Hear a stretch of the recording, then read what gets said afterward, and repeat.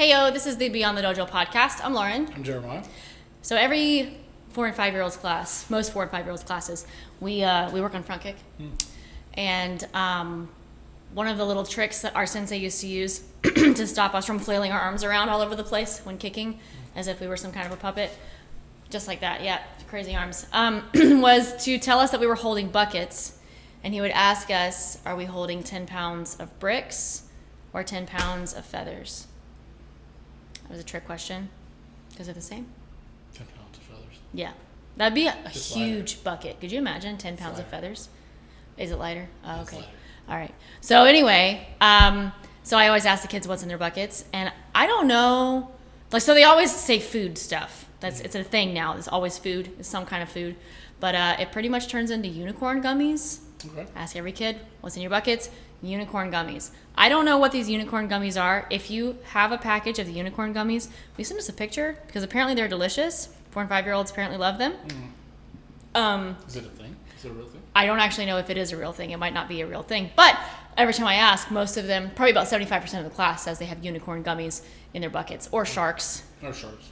Not shark gummies, just actual sharks. Cookie shark. Baby shark. No, it's cookie shark. Cookie Shark? Oh, Sesame Street. We watched a lot of Sesame Street because Yes, we we have a 1.5-year-old. So, yeah, that's how it goes. Awesome. So today we wanted to answer a question from one of our listeners on YouTube. She said, kind of scroll down here a little bit.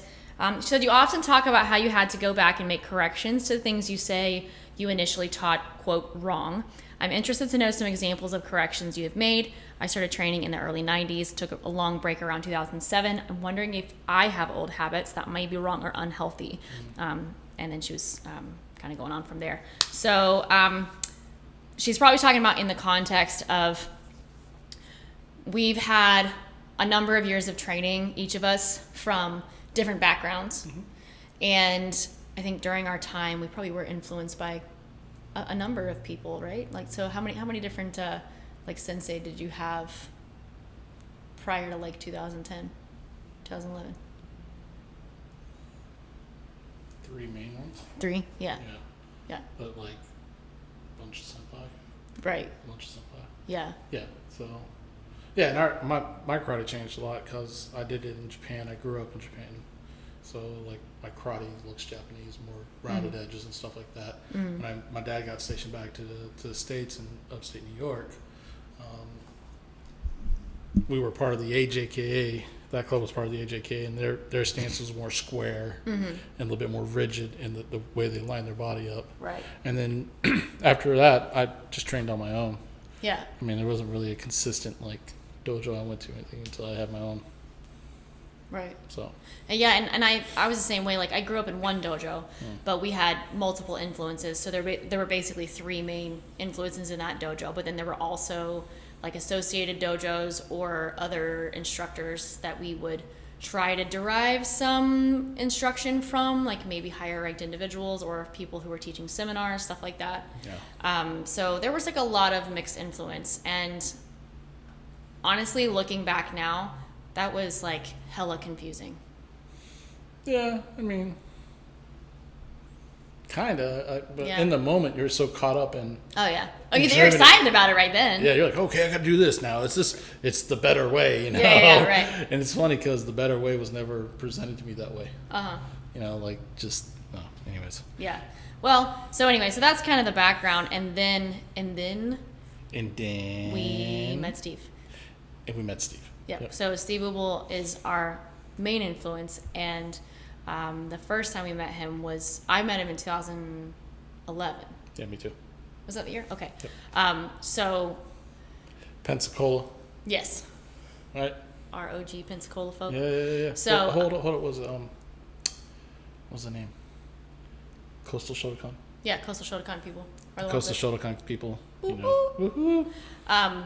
But even then, it was more so like in a seminar format. So we were just kind of learning from him in person like once or twice a year, and then trying to implement that on our own, and we're having a hard time with it. So like, I went kind of fanboy with it.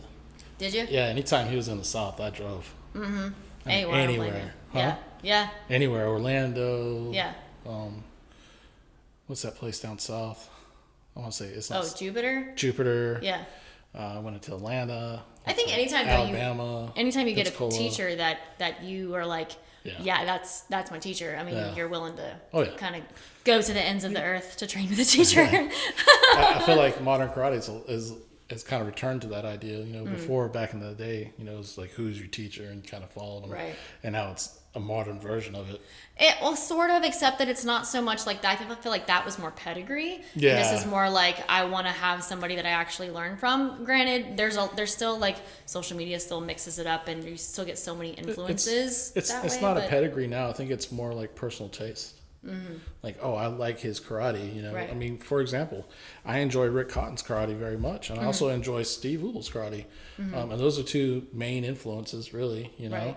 Right. And it was a stylistic or approach that appealed to me, not like, oh, he was a world champion or something like that. You know, it wasn't a pedigree thing at all. Yeah. And I think that's the biggest difference. Right. So, I think after years of that, and like it was obvious from the moment that we started like making that switch and training under him, and because we both decided independently that we were going to try to do what Steve was teaching. Like we met him in 2011. Jeremiah was kind of doing his own thing. I still had my mentor at the time, and independently we decided like this is the teacher that we're going to follow. But doing that without having direct communication with that teacher is very difficult, by the way. Yeah. So there was lots of changes that we made that were actually us misinterpreting what he was teaching, and unfortunately a lot of karate I think is that, like, misinterpreting what people mean. Yeah, I think that's the humility of karate too, though, right? For you to progress, you have to admit that you misunderstood it. Right. Yeah, that's a big part of it. So yeah, I think that's a good. And you know, like, teachers, I think in many cases, I try to see the best in people. I think most teachers who genuinely care about the art, they're doing the best they can with the knowledge that they have. Right. And they are trying to help students. I mean, sometimes they're maybe stroking their own ego, sometimes they're showing off, but I feel like good teachers, you know, do try to give students the best information that they've got. And that's the information that we got is, you know, I presume that the teachers that taught us, they were giving us the best information that they had available to them and the best knowledge that they had. But to be fair, I think they were maybe influenced the way that we were, where it was sometimes mixed messages. Yeah, well, lost in translation, right? Especially literally. Literally when you're learning from a Japanese teacher and he's trying to describe things that it's difficult to describe in your native tongue, not alone a foreign tongue. Right. So it is what it is in those situations. It's not like you're a horrible student because you mislearned. It's just, you know, if you came up in the, well, for example, the lady that wrote us the question, she started karate in the early 90s. In the early 90s, the majority of everybody had the very square stances, and the back stance was in the middle of the body instead of on the back leg. There's those things, you know, if everybody's doing it, it's hard to question if it's right or wrong. Right. You know? So I feel like it's a necessary stage to move on past, right? It's like something you go through. Right. So we started to change our karate, and then we had the fortunate ability for the past like 8 years or so to have pretty constant communication with Steve Sensei, and he gives us feedback, and we've been trying to change our karate in the direction of what he teaches. But we started from where we were, and when I look at videos of what I looked like, oh my goodness, like the first videos that we sent him, holy cow, it was awful. Oh my gosh. I always just thought we looked young. No. It was pretty bad. So bad. It was pretty bad. So bad. Yeah. So, you know, and at that time, so that was like 2016. So I was already teaching. I was already managing the dojo full time and teaching, you know, I don't know how many, I was like probably like 10 or 12 hours a week at that point. So, you know, you're teaching what you know. Yeah. Yeah. And then if you happen to join an organization and that organization does it differently or does things slightly different, you're obligated because you're joining that group to kind of adhere to their ideas in a sense. Is that what you're saying happened to you? Yeah, when I went to WTKO, we did, you know, side thrust kick became a little bit more lively. There's a couple of differences in the kata, and that was just because that was the syllabus, right? Okay. And at that time, Steve was the technical director of the organization, so I assumed it was safe and good to go. So I just followed in suit. But the longer you train, the more you learn, the more you realize that there's subtleties that we miss all the time that have affect the longevity of your body and injuries. And that's one of the things that we began to learn for ourselves, and then also trickle down to our students, is like over the years of receiving feedback and fixing, honestly, very fundamental things. We've had to go, wow, this is something I probably should have had down by the time I was a green belt. And I know people argue that, but the reality is that some of the corrections are so simple. We're messing it up because it's been overcomplicated, I think, in the way it's been taught. Yeah. So we try to take those very simple ideas, pass them along to our students, and then hold them accountable to training and performing in that way. Yeah. Yeah. So But the benefits to our students is that, the changes from what we were teaching to what we teach now are subtle. They're not major, like. I guess overall. Well, early on they were big. Oh, they were big early on. But now it's very subtle. Yeah. We teach majority of our kids and our beginner students a very safe way to do your stuff, and we emphasize safety more than anything else. So let's maybe talk about some of the specific things that are different, that we had to teach differently than we maybe did initially. So there's honestly, we discussed this on the way here to try to figure out how exactly to put this into words, because sometimes it takes showing. Yeah. But maybe we should start from the ground up. Yeah. Yeah. So foot alignment in regards to like each stance, like what's proper, what's not. What? Well, like. So if these are my feet in front stance, these means that my left hand and my right hand are now feet. And I'm in front stance, right? And feet are kind of like that. Audio podcast listeners, he's got his hands like staggered and parallel. I just got woman-splained. Yeah, but they can't see you. But how many listeners do we have on audio? See, I know the metrics and he doesn't. Quite a few. Nerd. Anyways, what I'm saying is, generally front stance, your feet are parallel. I for the longest time, I turned my foot in, right, like and misaligned it, thinking that it was more important. Or how about the alignment? Then when you say, oh, your feet have to point in the same direction, and some people would think it's the inside edge of your feet compared to the outside edge of your feet, right? And that makes a big difference, and because of the shape of your foot. And it's dependent on a person's ankle mobility, whether or not they can actually get parallel, because it's probably not that way. It's actually usually that back foot is turned out slightly. Yeah. And a lot of that has to do with ankle mobility, but also how that functions up the chain. These are things that we learned from Steve, by the way. So I'm going to mansplain that, because that is exactly what we're talking about right there, is the depth of understanding how to align our bodies and understanding the limitations of our natural genetics and how our hips are formed is a big deal for the longevity of your karate, and it changes the shape and changes your karate completely. And that is generally what we're talking about. Yeah.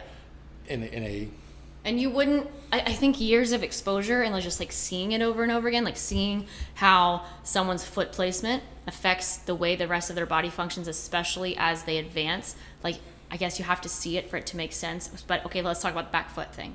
Yeah. Okay, so if the back foot is pointed straight ahead. So that means it's pointing towards the front foot. Yeah, straight ahead. So if it's pointing toward the front foot and that ankle mobility is limited, or even if it's not, you're not going to have as much drive off of that back leg. And Steve said that there are studies that show this, but you're not going to have as much drive off of that back leg. You're going to limit the amount of drive that you've got on any kind of technique in front stance. So if you open that angle up a little bit, it allows the quads and the glutes to actually help drive, so into hip rotation. So there's that subtle thing, but then also the way that the ankle is mobilized also affects how the hip is functioning. So exactly. That you may go into an anterior tilt where the top of the pelvis actually tilts forward, which is not ideal necessarily for body control. You may be limited as far as how far you can actually rotate. So that's just talking about just the feet, how the feet affect from there up, and how it pulls away from your technique.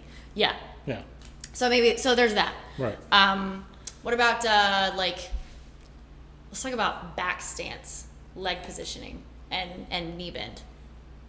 Because I can think of some things right off hand that. Well, we're still talking about ankle flexibility and everything. That's a big part of the back stance, and then just the way. Well, for me, the biggest thing was where I put my weight on my stance.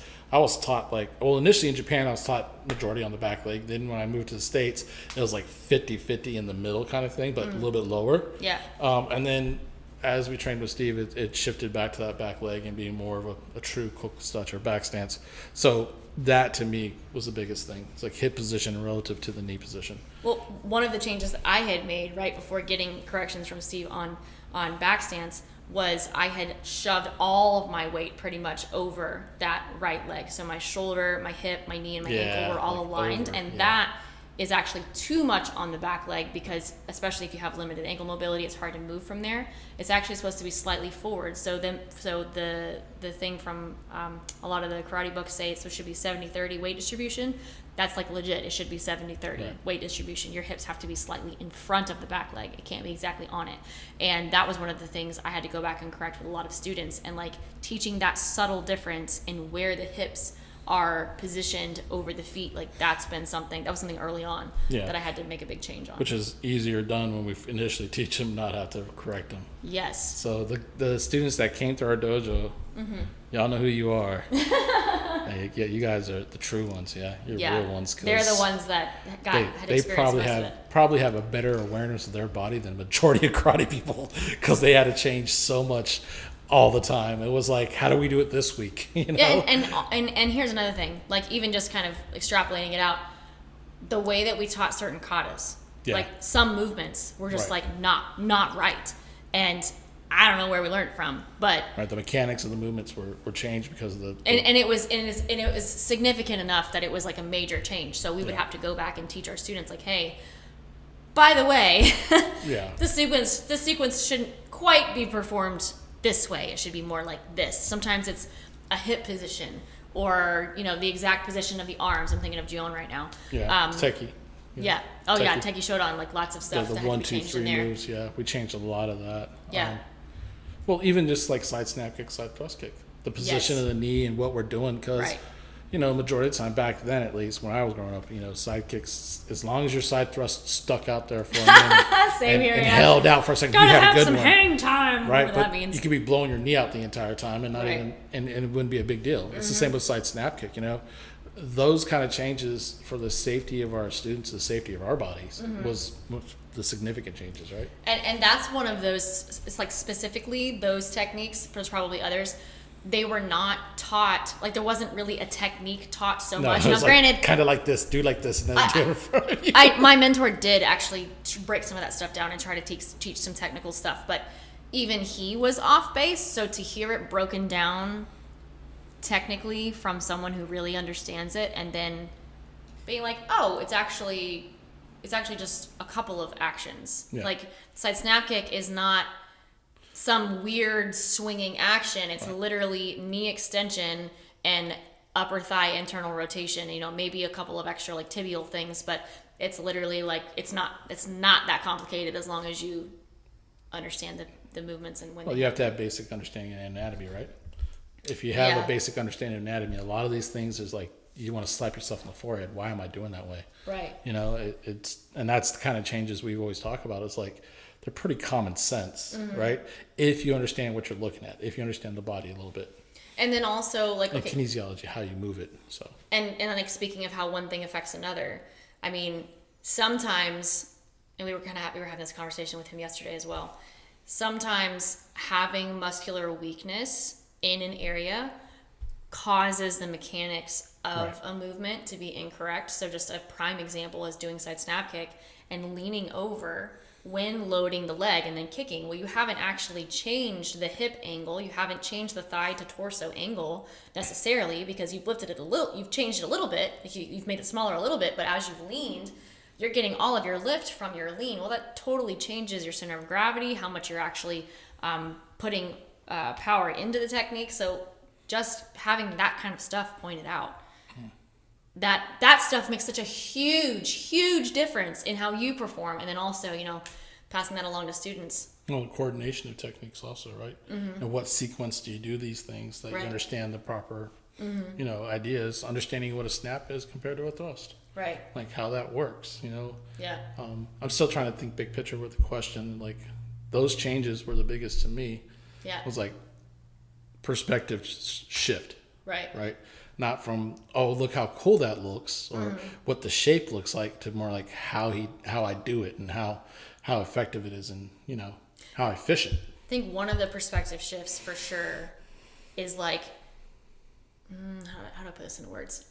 It's like you have a solid understanding of positioning and movement to where that's the principle.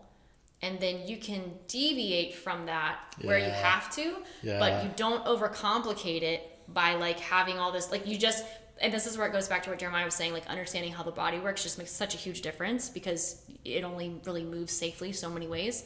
If you understand that, and then you do that, and you make that a concrete neural pathway, I guess, neuromuscular pathway, then you can start to deviate from that and add in all the fancy stuff.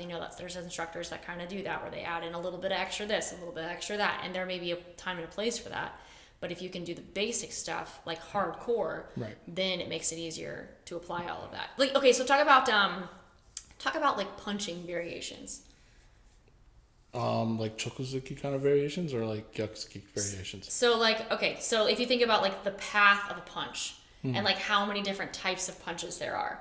You practice one punch, but there's really lots of different punches along that pathway, and then you can also turn it into kagezuki or hook punch. Right. But like the wrist and fist position is the same through all of it. You don't do weird stuff. You keep that solid, and that's something that because it's structural support and the impact phase, right? Right. And it's not flat like this. Anybody that tells you they hit makiwara and they do punches like this, he's softening his wrist. Yeah, like that then they're lying to you, because if they did that, they would literally roll their wrist every time. Right. It's more like slightly, some people do too much. I do a little bit too much, but it should be slightly above the alignment of the radial bone, radius and ulnar bones. Or I think I got that backwards.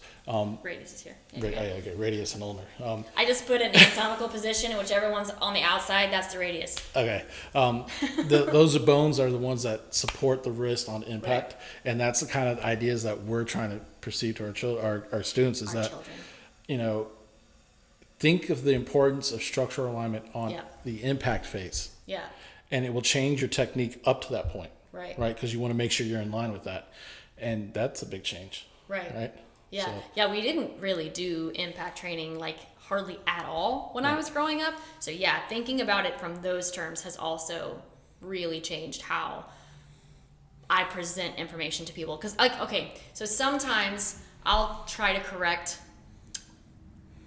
I'm not trying to turn this into a sexism thing, but I'll try to correct maybe some adult males. And sometimes I think they don't think I know what I'm talking about when it comes to punching, because they're like, I can punch harder than you, which is reality. They really can't punch harder than me, but I'm able to explain like, hey, when you make impact, especially over and over again, this is what's going to happen because of this, this, and this. But I have that understanding from learning this new information and being able to pass that along, so I can still take the information that I know and the understanding that I have of the principle, and I can pass it along to someone who's Jeremiah's size, and I can still make them better, even though that I am not going to punch as strong as them. It's not about strength. It's about understanding of the principle. And then I want to make sure it's clear to understand that the changes we're talking about, like the majority of those changes are not noticeable, like to the majority of people doing karate. No, I think you'd have to have a lot of experience. You have to have experience of it a little bit to understand what the changes are. Yeah. But the movement of our techniques are obviously different, like more efficient, more smooth, better controlled. Less effort, like it doesn't look like it's a lot to do or hard to do. So, to me, that's satisfying. That's satisfying to me. I like watching the in-between points and not the end points. So it's almost like I feel like I have more overall control, not just of my limbs, but also of how everything is interconnected. And I think having more of an understanding of that in myself has made it easier to translate that information to some of our students. Because I'm gonna be honest, we can see, we've talked about this, I think privately, we can see in different generations of our students the changes in a positive direction based on the knowledge that we have.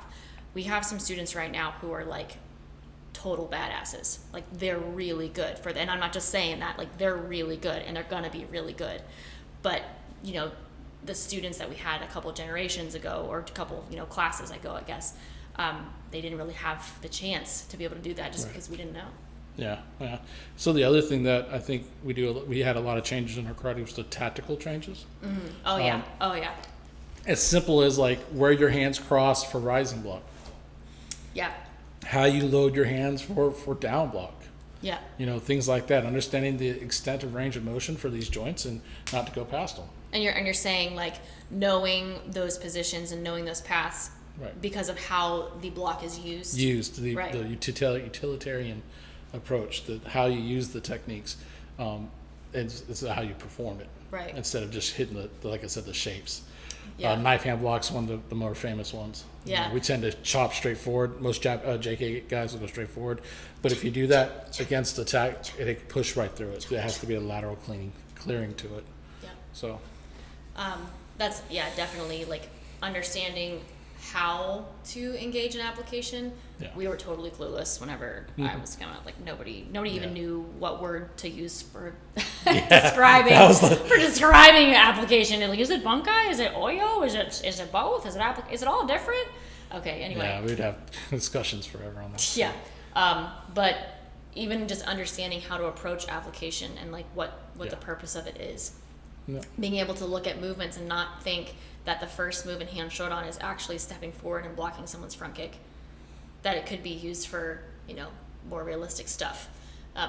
So that has made a big difference. It's funny though, just because it's still the same movement. I'm still looking to the left and loading and stepping in to do a downward block, but man, it feels a whole lot different when you're not thinking about blocking a kick, when you're thinking about, you know, using it as a throw or some kind of a wrist thing or like whatever, and you're using your legs and a drive into the technique rather than just flopping into it or falling into the first move. You're actually driving into it and using the lats and all that stuff. Like that, just total perspective change. And even just having even with all of the points of view that we have on a single movement like that, this is just as an example.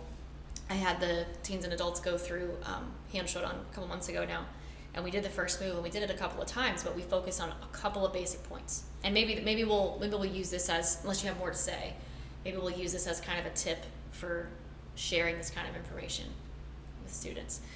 Pick a couple of points. Pick a couple of points and stick with those. Yeah. Because it can be a lot of information. Yeah, no, I get you. Yeah. So like, I'll just share this as an example, and you can build on it. So we worked on. I think I did tell them, like, okay, make sure that you're looking to the left. Make sure that you're actually loading a downward block in the proper position. So you've got your left hand on your collarbone, hands turned in. You don't have the hand up by the ear because that's too much lift. It's just at the collarbone, elbows tucked in. So we're focusing on the load position for the down block.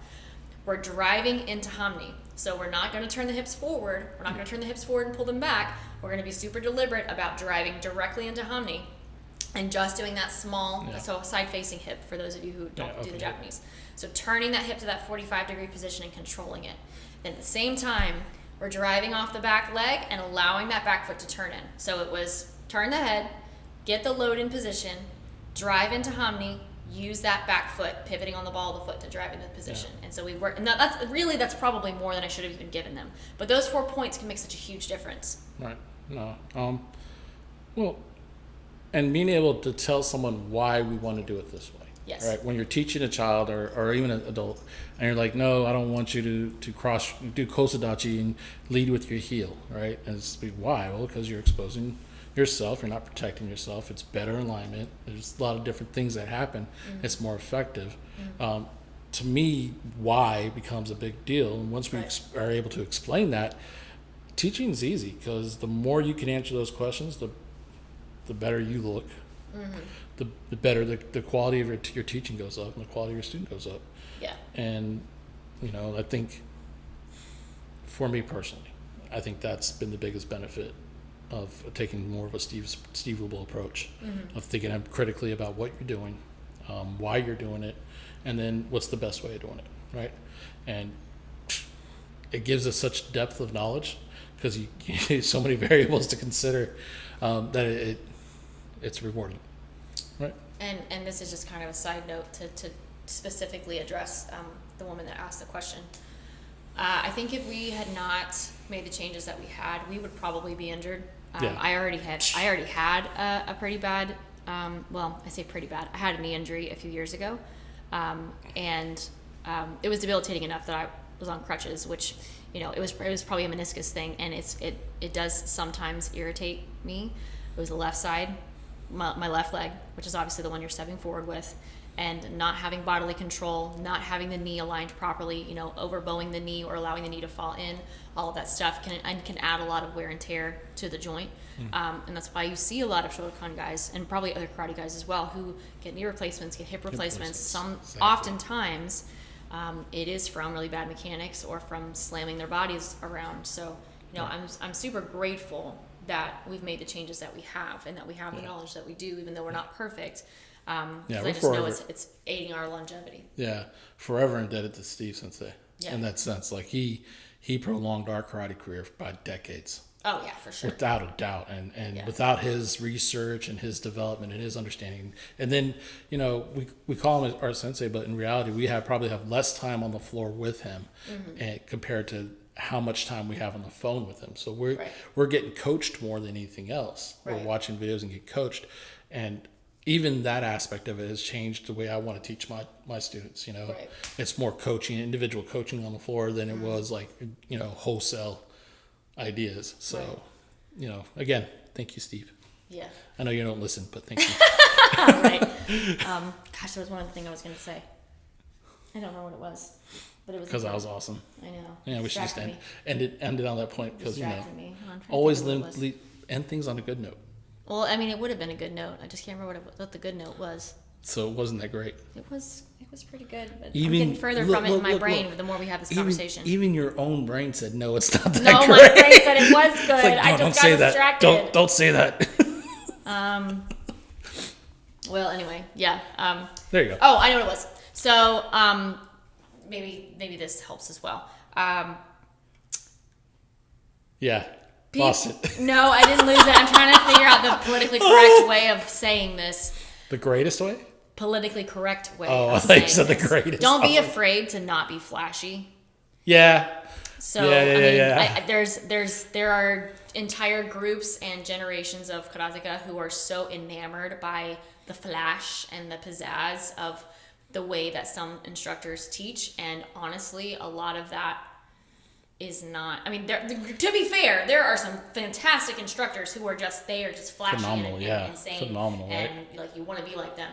But sometimes people are just flashy for the sake of it, and we don't teach that kind of performance to our students. Like there is performance karate, but we don't feel like changing the positioning or changing the movements is necessarily the way of doing that. So anyway, that was just my 2 cents. Yeah.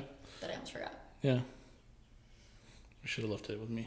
Shut up, man. It was good thought. Okay. What you working on? I just finished up working on Teki Sandan, and I got the okay on that. And so I'm revisiting Chinte, and you know, we're kind of talking through the Yondan syllabus. So I gotta fix some stuff on that. I did work on it before, but some stuff I got mixed up in my head. So oops. Yeah. I could blame that on being, you know, on pregnancy and stuff. Maybe that's what it was. That's what made me forget to shift from Fudodachi to front stance. Anyway, whatever. Yeah. What you working on? Teki Sandan, Teki Nidan, and Nijishio. So I'm taking a little bit of a different approach to our prep for Yondan, and that is just more volume. Mm-hmm. You know, because in my mind, I'm pretty habitual. Mm-hmm. So subtle changes are feasible, but to wholesale change each kata is going to be difficult. So I just accept that I'm going to work on all of them, and then get more of the better timing, better technique, subtle changes. Yeah. But not focus on one too much. Yeah. I tend to do that, so. Yeah, I tend to do that and beat it to death until I get it right because it makes me mad. Yeah, so. I mean, we've both spent 6 months on one kata and not even be a kata we're testing with or anything else. No. Sometimes I look back through my notes and I'm like, oh my God, I've been working on this kata for like 8 months. What the heck? Yeah. Oops. It is what it is, yeah? Yeah, anyway. Sometimes it'd be like that. Okay, well, thanks for listening. Hopefully that answered your question. If it didn't, it's Jeremiah's fault. Bye. Bye.